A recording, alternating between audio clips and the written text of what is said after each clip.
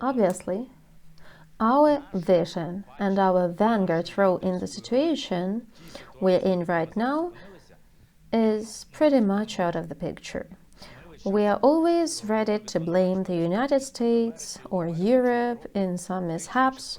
We are awaiting the support on their part and get frustrated when such support does not arrive in time, or when some things are voiced by the American counterparts, like Mr. Vitkov, things that sound bizarre to Ukrainians and the president. Yet the real question is, are we ready to defend ourselves?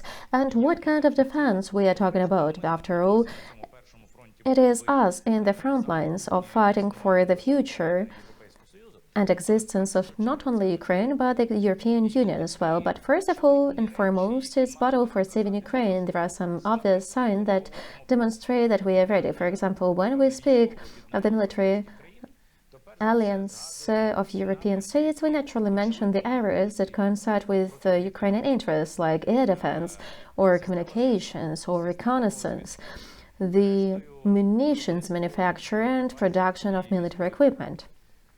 What role does Ukraine play in this production?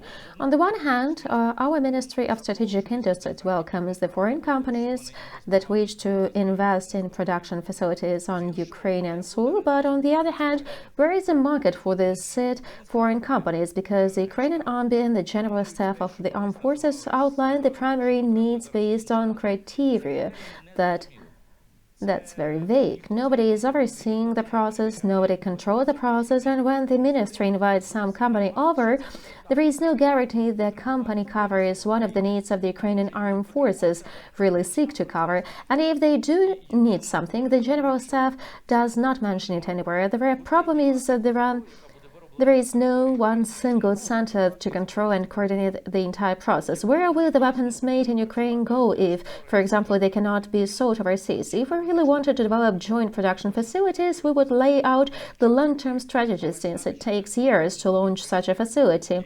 We have to make sure that Ukrainian army does need the specific quantities and specific time frames. Therefore, the production must be funded according to plan. In case Ukraine does not need the goods, we have to allow the sale of the product overseas in the countries where the foreign partners operate or some other defined countries. This is business after all.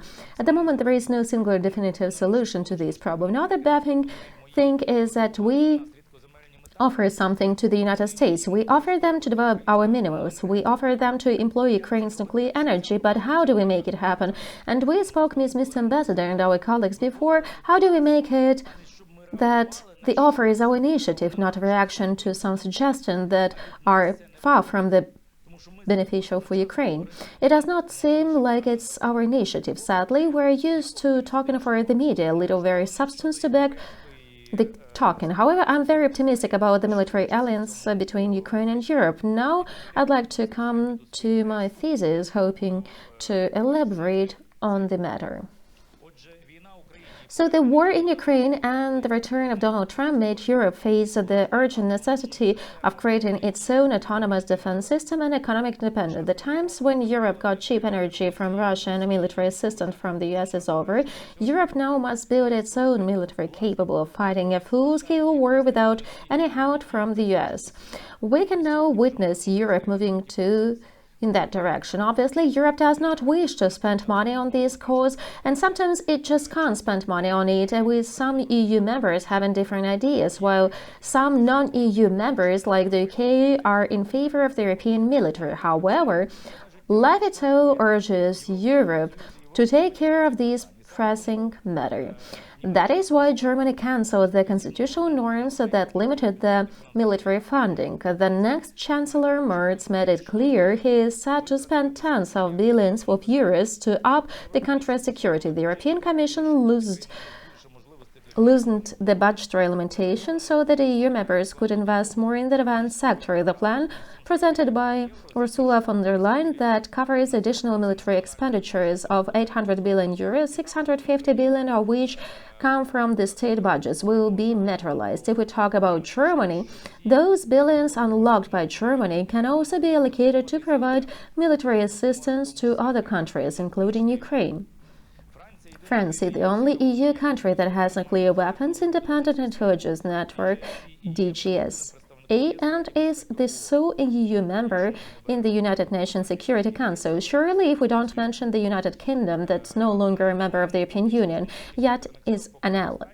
As at this point in time, the French nuclear powers alone are insufficient to fully replace the US government, yet they can form the foundation of Europe's future nuclear power. The United Europe emphasized they are not signing the succumb to any of the Russian ultimatums or once. No sanctions will be lifted until the last Russian trooper leaves and the sovereign state of Ukraine. The European officials publicly and repeatedly state their position, which is extremely important for us. This position must be taken into account not only by Russia, but the United States as well, which have been pushing the narratives of the possible assessment of sanctions against Russia. It is difficult to influence the US to keep the sanctions in place, yet making Europe leave their sanctions is practically next to impossible. The coalition of the willing falls into place rather quickly, led by France and the UK. Today, the hypothetical peacekeeping forces are off the table, but concrete deployment of troops is discussed by the European leaders.